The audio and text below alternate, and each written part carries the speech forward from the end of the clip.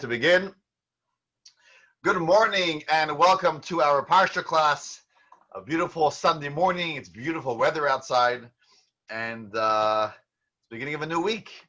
We had a little bit of a rough week last week, and like I mentioned, some people are still out of power, but Sunday morning, we got to study some Torah, right? Rain or shine, we are here.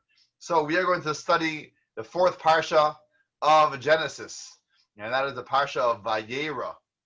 The Parsha of Vayeira, a beautiful, beautiful Parsha, living with the life of, still living with Avraham and his wife Sarah, and there's a lot in the Parsha, and we'll do a little overview, but the mitzvah, which mitzvah stands out in this week's Parsha? We have it right at the beginning of the Parsha, and we also have it in the middle of the Parsha.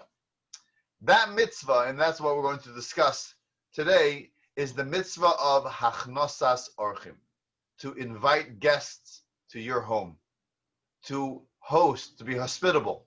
That's the mitzvah of this Parsha. It's at the beginning of the Parsha with Avraham, and it's in the middle of the Parsha with his nephew Lot, who also risks his life to have guests. So let's give a little overview of the Parsha. So the Parsha basically opens up with Avraham sitting by the opening of his tent, and God reveals himself to him. What's the backstory? Basically, in last week's Parsha, we know that Avraham is 99 years old, and God asks of him that he should circumcise himself. He should give himself a bris. We know Avraham fulfilled all the mitzvahs, but one thing he was waiting for Hashem to ask him to do was the mitzvah of a bris. And at his old age, he gives himself a bris, and he gives his son Yishmael, who was 13 years old at the time, and everyone in the family, all the males of the family, have a bris. And Avraham, obviously at an older age, he's weak, he's recovering, he's in bed, right? He just had a bris. And one of the jokes I say at a bris, as a mohel, right? We go to many brisim. I always say that I wish the baby should have a speedy recovery. The last bris I did, the baby didn't walk for a full year afterwards, right? So Avraham is in recovery mode. And what does he do? He needs to have guests. So he sits at the opening of his tent, and God is visiting him. Vayeira Hashem elav Hashem. Hashem reveals himself, is visiting with Avraham, and he sees three people passing by, walkers, people who are walking, travelers who are passing by. He runs to them and he bows to them. He says, please, please, don't just leave us. Don't pass by. Come in, wash your feet, have some water, wash your feet, sit under the tree. I'll get you bread. I'll get you food. I'll feed you, I'll take care of you. And they come in, and Avraham prepares a beautiful, beautiful meal, and he goes out there and he prepares meat, and he prepares a wonderful dinner, a wonderful meal. And while he's there, they start to talk to Avraham, and he realizes that these people are angels. These people are special. They're unique. They're not just regular Arab people who are passing by. And they say, listen, we know you and your wife have not had children for many years. We want to bless you with a child. Next year, this time, you will be blessed with a son. And Sarai is kind of inside of her. She's kind of thinking and kind of laughing at this. Could it be at my old age? Could it even be that I could conceive? Could it be that I could bear a child and give birth? It makes no sense. However, obviously, this is what they told him. And basically from there, they left and they went north, or they went, I believe, north, to Sodom. That's where Lot lived, and the people over there were very wicked and corrupt. And we know that Hashem wanted to destroy that whole region, 5 towns. He wanted to destroy. We have Lot, Avram's nephew, who settled there earlier. He's there with his family, and they go there, and he invites them in, although it was against the rules. The rules of Sodom is no hospitality. And we can go into greater details about the corruption and the lack of feelings for another, and how far they went to have people not invite other people in, not to have any guests, and he would punish people who have caught having outsiders having guests. It was that extreme, their wickedness, that he wouldn't allow anyone in town. You'll have to sign. If you want to live in Sodom, you are not allowed to invite others to your home. It was that bad.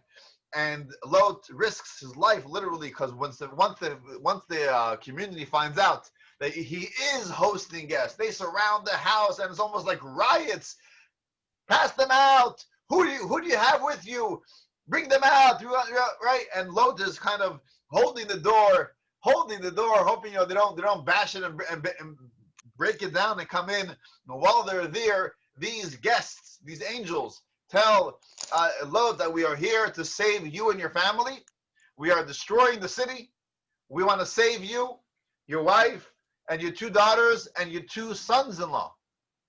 Well, their sons-in-law were not interested, so it ended up being Lot, his wife, and his 2 daughters, and they take them and they leave, and the angels tell him, "Don't look back."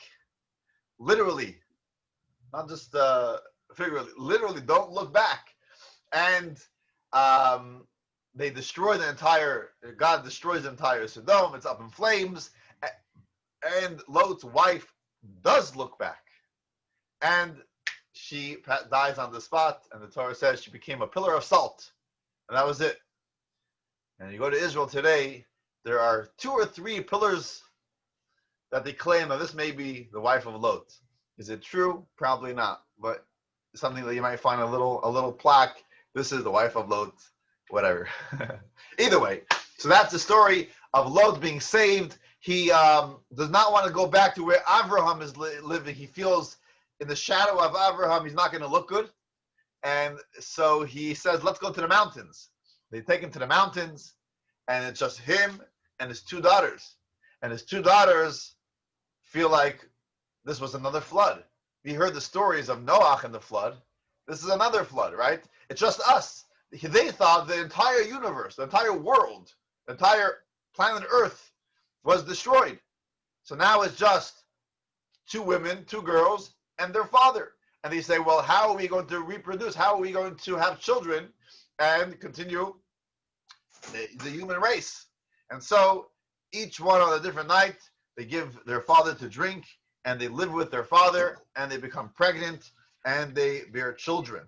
And some of the two of the big nations, Ammon and the nation of Moab, the ancient nations that were settled right at the east side of the Jordan, right, neighboring Israel, were descendants of these 2 daughters, the children that they gave birth with their father Lot.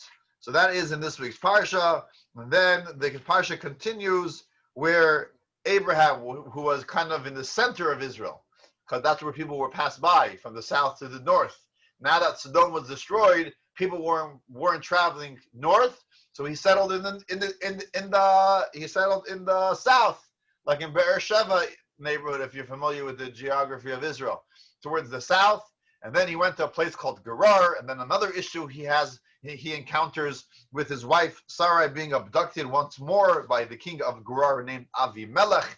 And again, God causes Avimelech, he has a dream, he gets punished because of this. And again, he returns Sarah to his husband Avram, and God heals Avimelech and his family, and they give lots of gifts to Avraham.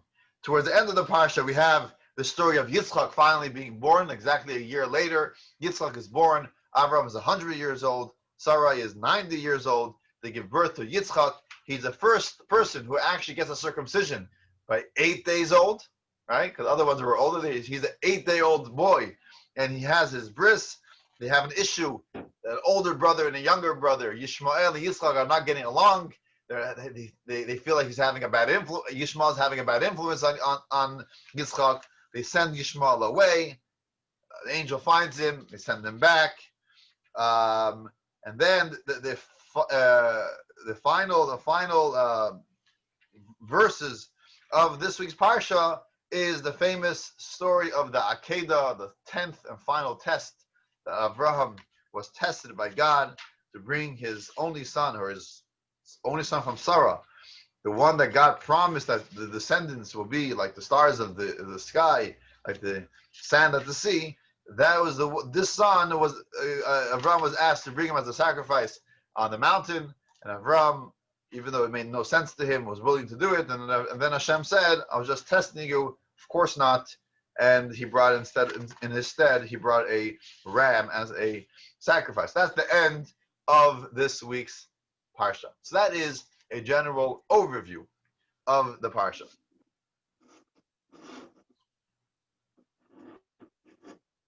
So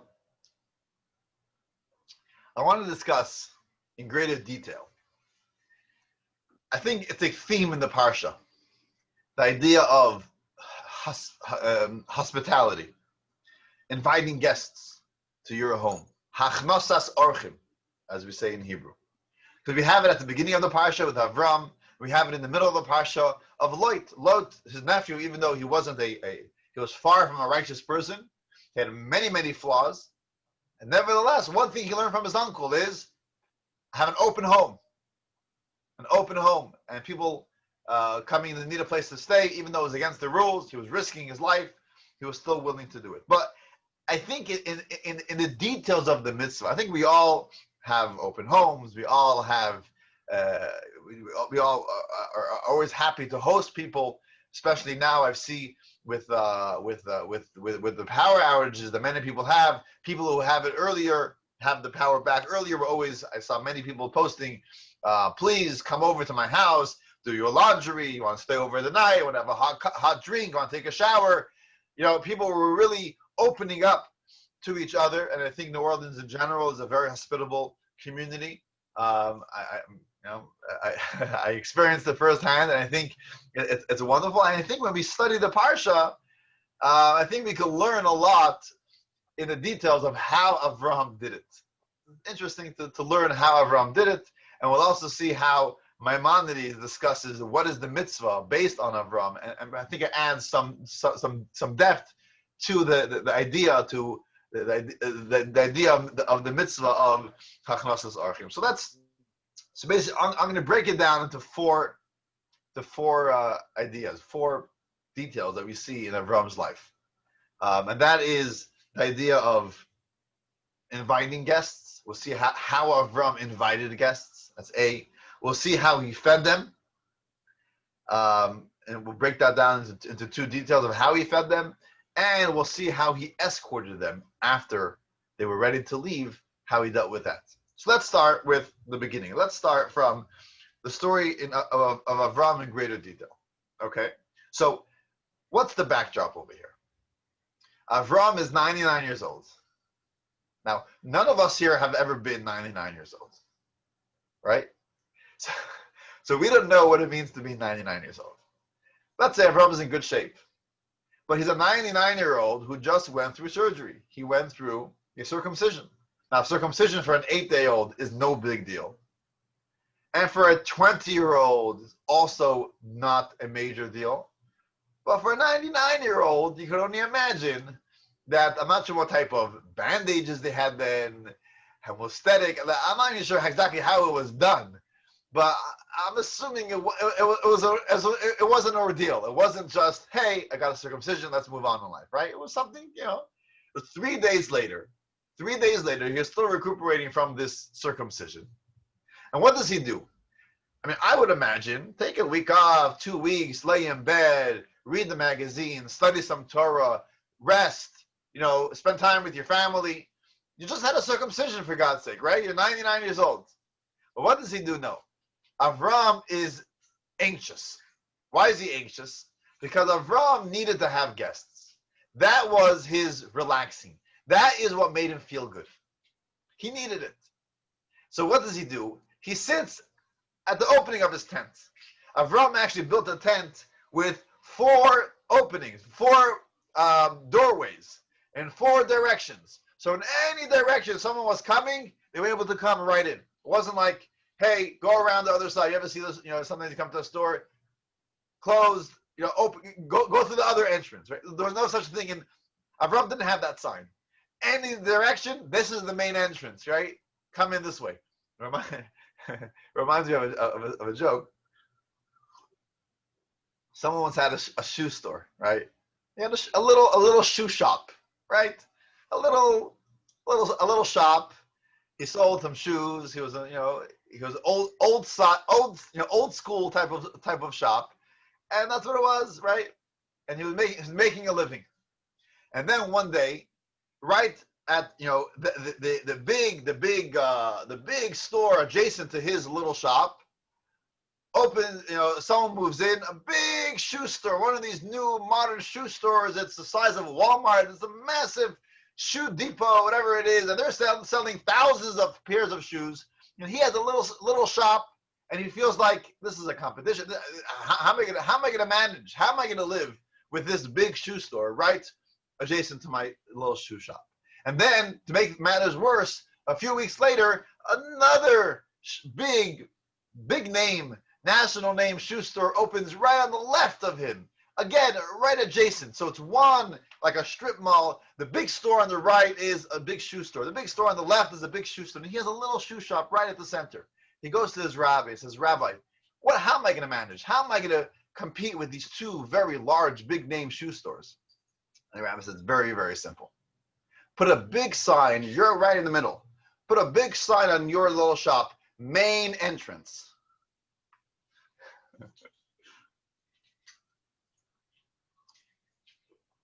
So Avram didn't have a main entrance and a side entrance. He had 4 main entrances, right? Whichever direction you came from, this was the main entrance, okay? And he's ill, he's weak. So he sits outside and he's hoping to find some guests.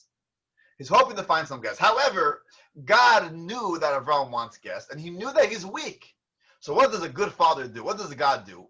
He takes, I'm not sure how this fits scientifically, but he takes the shell off the sun, whatever that means. But it was a very, very hot day. And we know in New Orleans what it means, a very hot day, right? A very extremely hot day. Perhaps it was humid. No one was on the street. No one was traveling. No one was traveling by foot, obviously. Who did it in a hot day? People were waiting it out for the next day. So Avram is there, and he has a guest. Who is his guest? It's God himself. God himself comes, the opening verse of the Parsha. Vayeira elav Hashem be'eloine Mamre. God appeared to him, to Abraham, in the plains of Mamre, right? While he was sitting at the entrance of his tent. In the heat of the day. God himself reveals himself to him, right? Now, if God himself reveals himself to a person, you can only imagine. God's in my presence, right? You're going to be fully focused. Your mind is going to be fully in tune with what God is telling you, or his presence, right? But what does Avram do? Avram, Vayisa Eina Vayad, he lifts his eyes and he sees 3 people are walking. And what does he do? He says, God, hold on for a minute. And he leaves God and he runs and gets these people and he says, here, come in. And he not just tells them to come in, but he goes out there and he prepares the food. So stop right there, right? We're talking about invitations, inviting guests. Right? Imagine you're on the phone with your spouse, your husband, your wife, and you're talking on an important conversation, trying to figure something out, and then you say, "Wait, give me a second. I have an important call to take." And then you take the call, and then you come back, and the spouse says, "Who was that?" Says, "Oh, I'm not even sure who it was, but someone called as an organization. They're collecting money, so I thought it was important to answer and give them a small donation." Your spouse is probably like, "Wait, are they more important than me? We're having this conversation. You're answering some robocall or whatever it is to get, like, what's going on over here, right?" Imagine you are very much involved. Now it's the election season, right? Everyone's talking about election, what's going to be, right? We can't get our minds off it. So you're very much involved in getting the mayor, the senator, the governor reelected, right? You're very much involved. And the senator himself comes and sits down with you for a conversation. They want to talk, want to visit, right? And while the senator is there, you say, wait, give me a second. I see some people out there in the street. I'm not sure who they are. Some wanderers, some nomads. I need to go out and see if they maybe need maybe they need some drinks. Maybe they need something to eat. Maybe they need some help. The senator is going to say, you Meshuggah, are you crazy? I'm spending my precious time with you. I'm giving you 10 minutes. I'm giving you a half hour, and you're trying to find people that you don't even know. Perhaps they need a place to settle down for a little bit. What's going on over here, right? And this is what Avram is doing, right? Avram is with God. God is in his presence. And what does he say? God, thank you for visiting. Give me a few minutes. I have these people. I don't know who they are. They probably don't want to come to me, but maybe I could convince them. Maybe I could convince them to come in for some food. Right? This was Avram. And perhaps the reason for this is because if you were with the senator and then you stopped because you saw the senator's child who needs help, then the senator would appreciate the break in the conversation, right? So what's unique about Avraham is that, first of all, he saw every person he saw the preciousness in every person.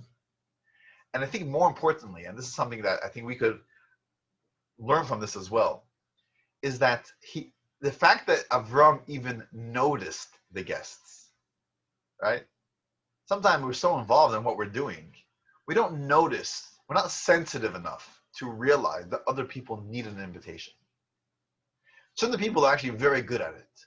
At the moment, they're always, right when they need it, they always have that invitation. Could I help you with this? Could I help you with that? And some people are a little more self-absorbed. And self-absorbed, they're very nice people. As soon as they recognize and they realize that help is needed, they're willing to give it all. But some people lack the sensitivity to notice when someone is lacking. And I think the first thing we can learn from Avram's hospitality is not only that he was willing to host and willing to invite, but the fact that he even knew that there are other people there. He was with God, right? If I was with God, I don't think I'll even know anything about my surroundings, right? I'm just fully engaged with God being with me. I'm not going to notice other people. The fact that Avram even noticed other people is already something, right? To notice someone who needs an invitation. Sometimes we don't even notice that, right? They say the famous story, I'm sure you heard this many times, where there was the Alter Rebbe, the first Chabad Rebbe, and his son. He walks into his son's room or his house one day, and he hears a baby crying, and his son is sitting there and studying Torah, right? And he goes to the child. He sees the child fell out of the crib. He lifts the child, puts him back to sleep, and puts him in the crib. He goes to his child, his son, and says, "I don't understand. There's a child crying. You don't hear the child?" And he says, "Oh, I was so engrossed in my study, I didn't hear the child crying." And his father answered him, "You should never be too involved in your own study that you don't hear the cry of another child." And the idea is, we can be so engrossed in doing good things. We're studying Torah, we're doing mitzvahs, we're doing amazing things. We are engaged with God. God is visiting us. But we shouldn't be too involved in that we don't hear the cry of another person. So the first thing I think is we can learn from Avram's hospitality is that he has a sensitivity to notice when someone is in need. I think that's something we can learn from Avram. So that is point number one. Point number two from Avram's hospitality is the way he treated them.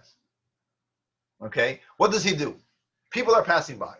They need something, right? So he could have just said, you know what, here's some water, here's a little granola bar, here's a little a tradition soup, and go on your way. I'm happy I was able to provide something, some basic needs. Avram didn't suffice with basic needs. What does he do?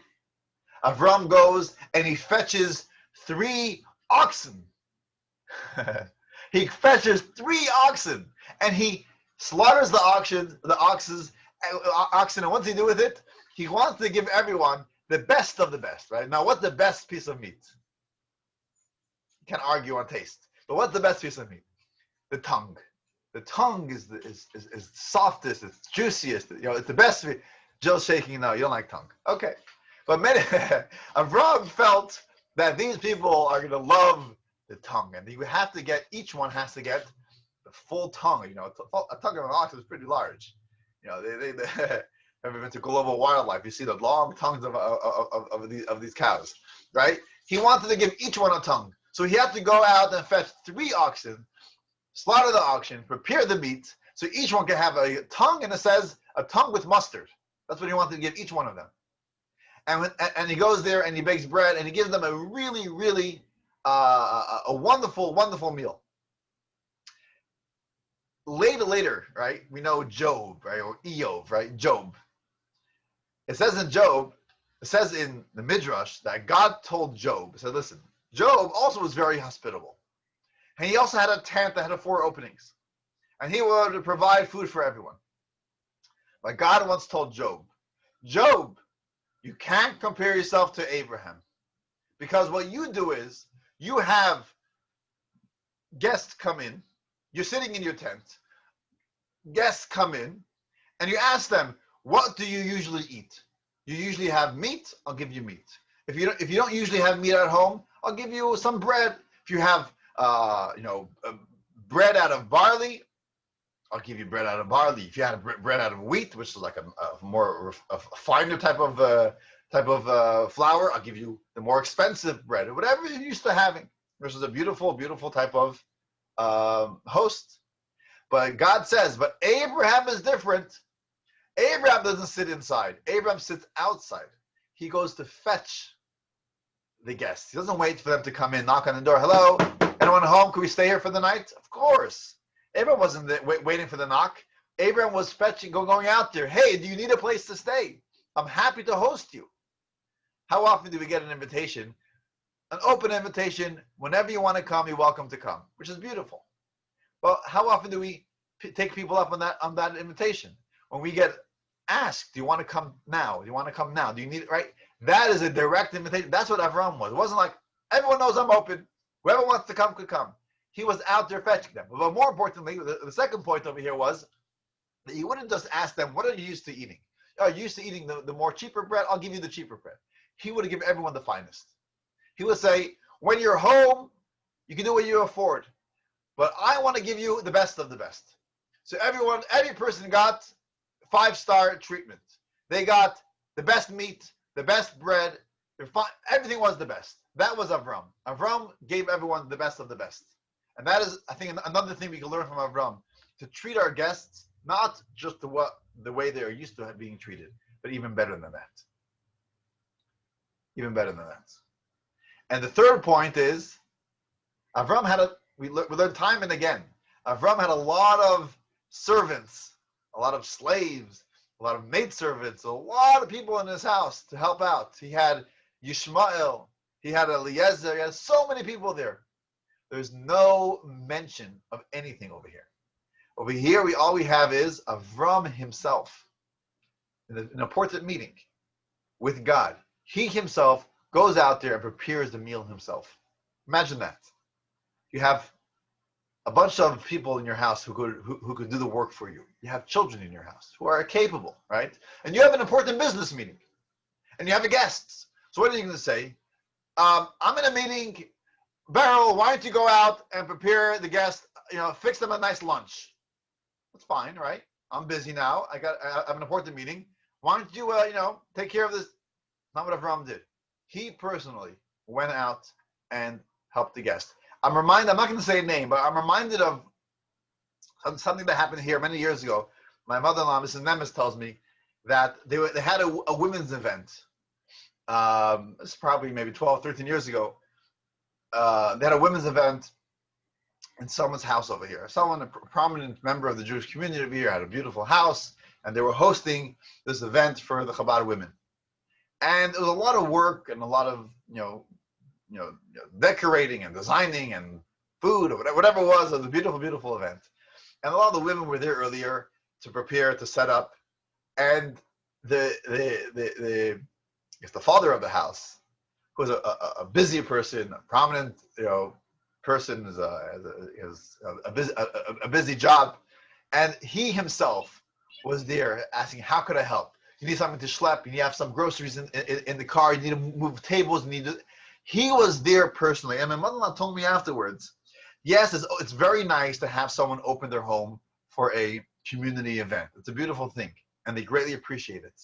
But what they appreciated even more was the fact that the hosts themselves, being wealthy people, and there were people that were hired people to help. There were many volunteers to help, but they themselves, they weren't just sitting there and conducting things. They themselves were personally going and helping, moving this, schlepping this, asking. That gave them the feeling that these people really want us there. They really are proud and happy to host us. When the hosts themselves personally, they don't delegate to others, but they personally are involved in the hospitality, that makes a big difference in the type of hospitality and the feelings that the guests get. And that is what Avram did. He had an important meeting. There's no one more important than God visiting Abraham. But he told God, I have something more important. I personally have to go and help these guests. And the Gemara says, based on this, is that Gedola Hachnasas Orchim, having guests are greater than being in the presence of God's Shekhinah. We learned this from Abraham. He was in the presence of God's Shekhinah, God's presence, God's light, and he said, there's something more important than this.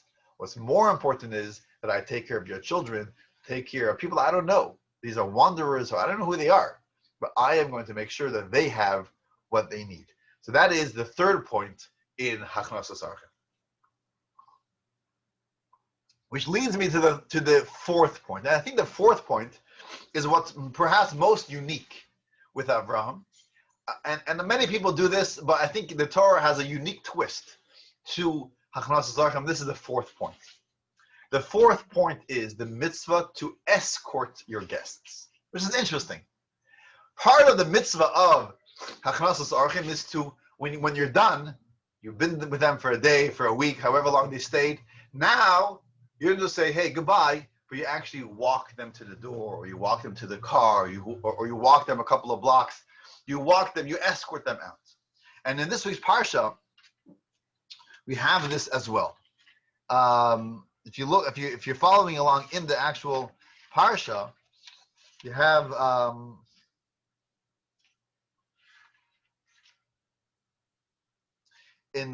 page 100 in the Gutnick book. I'm sorry, I didn't have I can't share my screen today, but in chapter 18, verse 16. Chapter 18, verse 16, we have like this. Vayakumu misham ha'anashim, right? So this is after they ate, they spoke to Sarah, they're ready to leave. So it says in the verse of 18 verse 16, the angels got up from there and they were heading to Sodom. So they gazed at Sodom. And then what does it say? Avraham hoylech imam l'shalcham. These four words in English. Avraham went with them to escort them. We see that after all this, what did Avraham do? He went to escort them. He went to escort them. Now, what's interesting about this is if you look at Maimonides, right? Maimonides codified the entire Torah, and the Maimonides tells us exactly every mitzvah, the definition of the mitzvah, how we are supposed to properly perform this mitzvah. So when he talks about the mitzvah of inviting guests, Hachnasas Orchim, he says like this.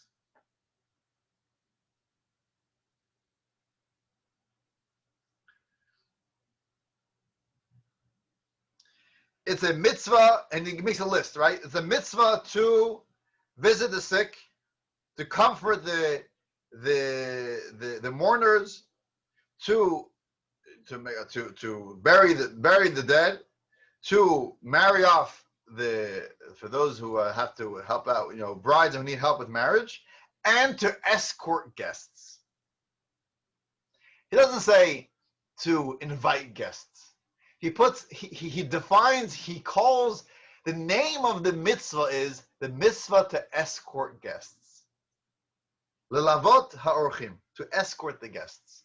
And then he says, that escorting the guests is greater than all other mitzvahs. And we learn this from Abraham and the great kindness that he did for the people who used to pass by. He would feed them, he would give them to drink, and he would escort them. And escorting the guests is even greater than inviting them in. If you don't escort them, it's as if you have poured out their blood. You have killed them. So what does that mean? What does it mean that escorting guests are even more important than everything else? So I think the idea of as if you have killed them means back in the day when traveling was always dangerous. So if you didn't escort them and show them which direction to go, which road is safe and what's the right, then it's like it's dangerous, right? In fact, the rabbis in every city actually set up these like watchmen by the forks of the road outside of the city, and they would guide the guests and say, hey, you're leaving town, where are you going? You're going to Jerusalem, you're going to Tel Aviv, you're going to Tzfat, you're going to Beersheba, where are you going? Let me show you, the right direction. Go here, go there, so we'll be safe and secure. So that's what it means to escort the guests. But obviously it means more than that, because we're talking about in all times, right? Today, thank God we have GPSs. We know how to get around. It's not that dangerous to be on the road. So what does it mean? Why is it so important to escort the guests? And I think this is all part of how the Torah sees the unique mitzvah of having guests. Hachnasas Orchim. There's a mitzvah in the Torah of tzedakah. Right? What does tzedakah mean? Tzedakah we translate as charity. What's charity? Someone is in need. Someone is lacking. Someone needs help. So we give tzedakah. We give tzedakah to someone who's destitute, someone who's poor, someone who needs help, does not have something, and we give tzedakah. So tzedakah generally is seen as a top-down type of mitzvah. I have, you don't, I'm going to give you. You are going to receive from me. It's a top-down mitzvah. And that is why, by the way, many of us, most people naturally don't want to receive tzedakah. No one wants to be at the receiving end of tzedakah. It doesn't feel good. If we are a proud person, we don't want to rely on others to help us. So many people will push themselves just to get by because we don't want to take money from other people. It's justifiable. We are really in need. However, it doesn't feel good. No one wants to take from others, right? I want to be a recipient of your hard earnings, right? Although you're willingly giving it, but it's tzedakah. I don't want to take tzedakah unless I really need it, right? Many times we truly, truly, really need it, and of course we take it if we need it, but no one wants to take tzedakah, right? So Hachnasas Orchim, some could say it falls in that same category, right? There are people who don't have a home, they don't have whatever it is, and I am inviting them into my home. And when it comes to tzedakah, and we spoke about this in the past, about the intention. Do we have to have kavanah? Do we have to have the right intention when we give tzedakah? And the answer is it's always nice, it's an added benefit, but ultimately the main thing is that the recipient should receive what he has, right? So if I even accidentally dropped a couple of dollars on the floor and someone picked it up and bought himself some food, I did the mitzvah of tzedakah because my money went to help a poor person, even though I had zero intention, right? We spoke about this in other classes in the past. Hachnasas Orchim doesn't fall into that category. Hachnasas Orchim is not tzedakah. It's not about you don't have a place to stay. I do have a place for you to stay. I'll give you my place for you to stay. That's not Hachnasas Orchim. Hachnasas Orchim is making my home your home. You should feel at home in my home. It's all about the feelings. It's all about that sense of feeling that I'm giving over when I'm inviting you to my home. I want you to feel comfortable in my house. I don't want you to feel that I am giving you something that you don't have. I want you to feel that you have what I have. That's what I want you to feel. They say a story. There were two businessmen who were traveling. These were religious Jews, Shabbos observers, and they were traveling. They got stuck in the road. It was a Friday late afternoon, and they were forced to drive into the nearest town, and they needed a place to stay for Shabbos. And it was minutes before Shabbos, and they see a door with a mezuzah. They knock on the door. They say, "Please, we're passing by. We are businessmen on a business trip. We need a place to stay. We see that you have a mezuzah. I'm assuming you're Jewish. Could we please stay with you for Shabbos?" And he says, "Sure, that will be $1,000 each. $1,000 for you, and $1,000 for you." And they say, "What? $1,000 to stay in your home for Shabbos?" He says, "Yes, this is what I have to charge." And they had no choice because they were Shabbos observers, and they weren't going to drive on Shabbos, and they had no other time. They had no time to find somewhere else. And they thought, like, even the most expensive hotel is not that expensive, but you know what? We have no choice, and they paid the money. And they gave him, it was a beautiful home. It was a beautiful home. And they come Friday night, and the host sets up a beautiful, beautiful table with every delicacy. All amazing. His wife did a great job. Together, they set the table, and they prepared a scrumptious meal. And at first, they were kind of hesitant. These two guests were kind of hesitant to really take advantage. How much could you eat? But then they said, "You know what? We paid for this. We paid top dollar for this. We might as well enjoy it." And they went and they had at it. They went and they ate and they ate and they enjoyed themselves. They sang songs. They had a wonderful time. And the same thing happened Shabbos morning. They had a coffee and cake and cookies and pastries and everything they had for their morning coffee. And then they prayed and they had a beautiful lunch with all the delicacies in the world. They had a Saturday night again, a wonderful, wonderful dinner. It was amazing. They really enjoyed their time there. And as they were leaving Saturday night, the host comes over to them and says, "I really enjoyed having you here for Shabbos. Here is your money back.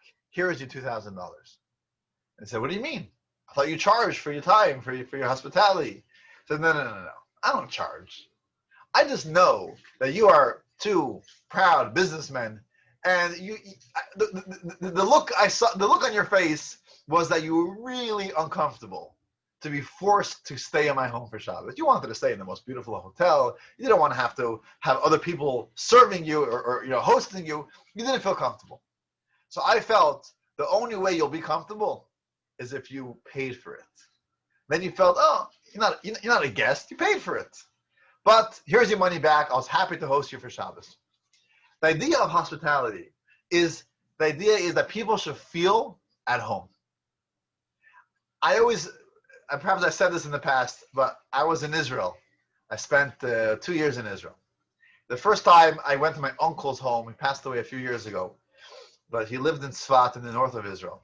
A wonderful, wonderful person, a warm, loving father, uncle, brothers. I mean, he was an amazing person. And I remember I came to his house.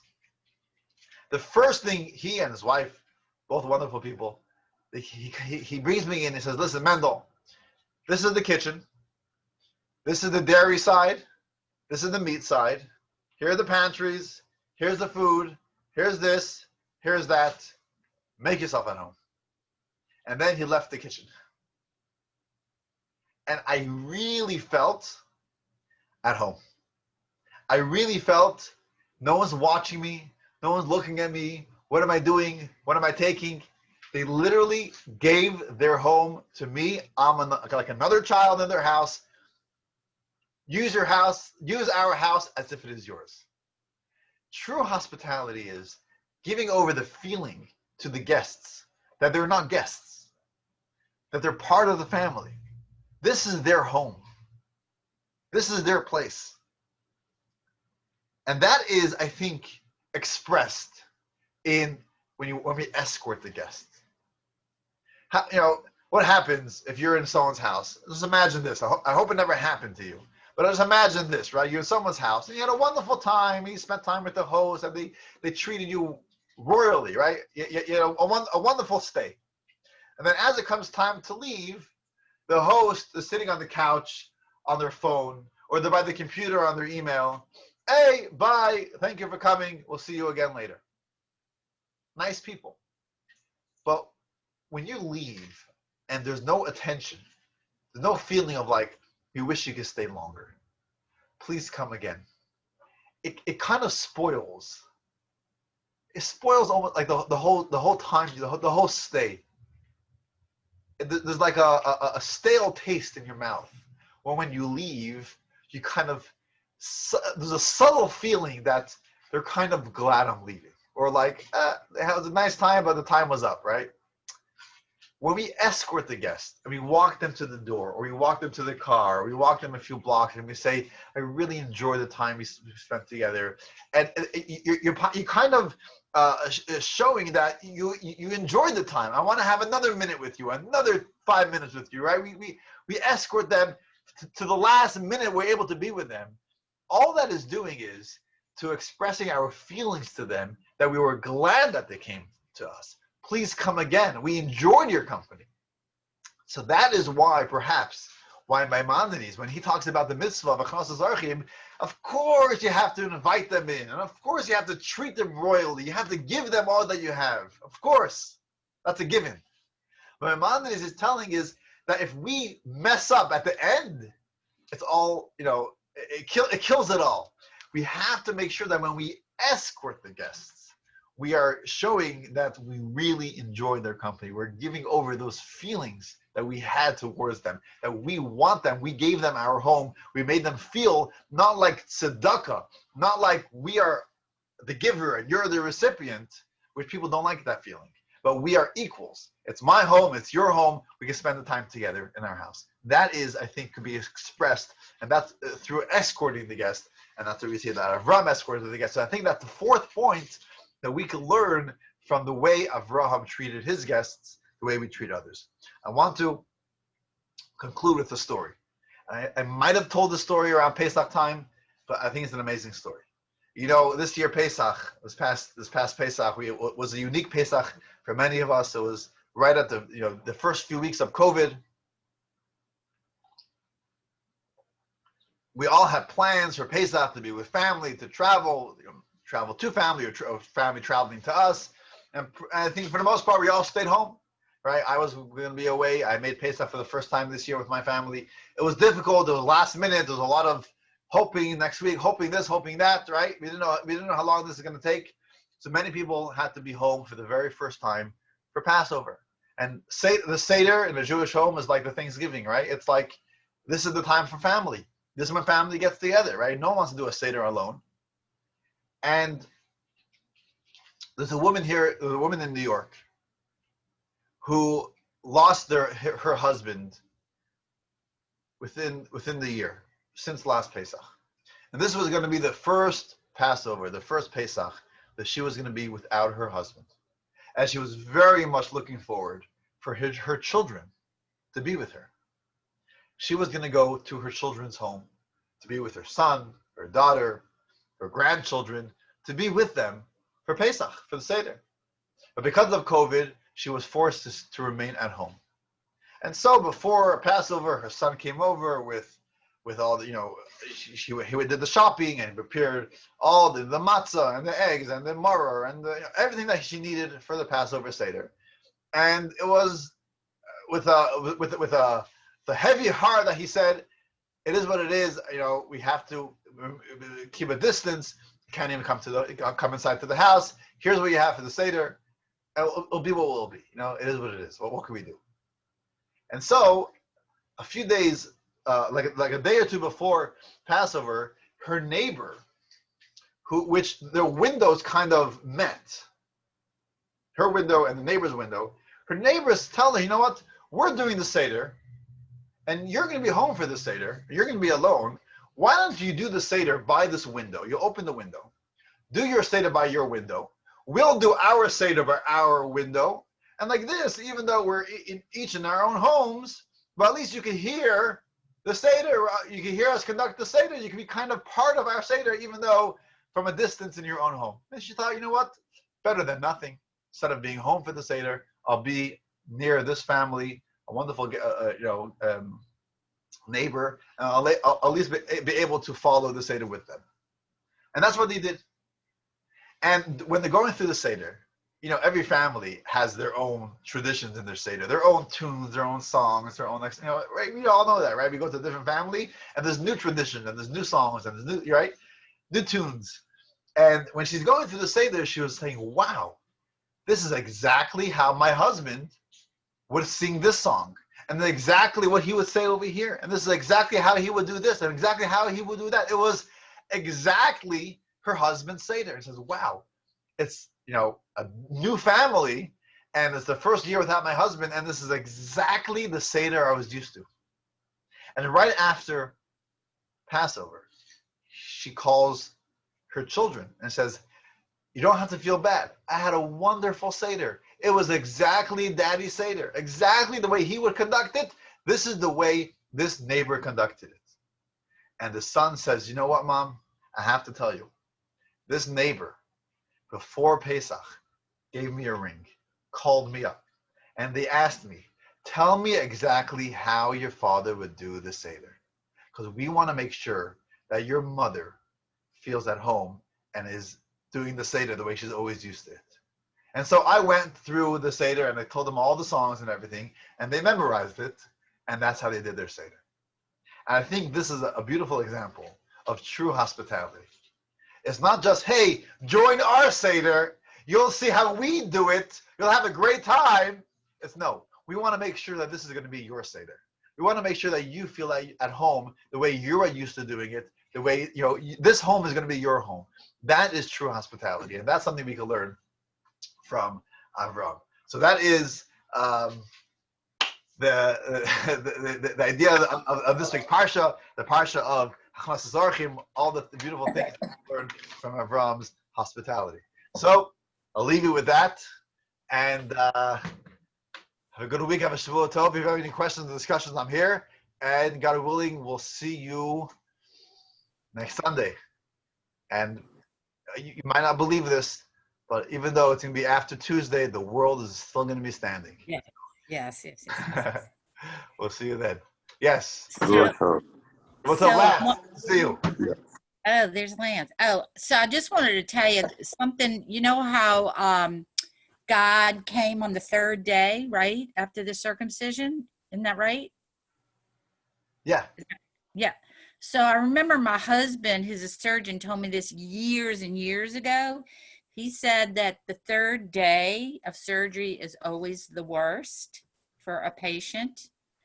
And I remember talking to a rabbi, years ago when I was first learning, and they said that's why God showed up, because the third Yes, that day is true. It does say that. That was the third day, because that was the most difficult day for Avram. He was in the most pain.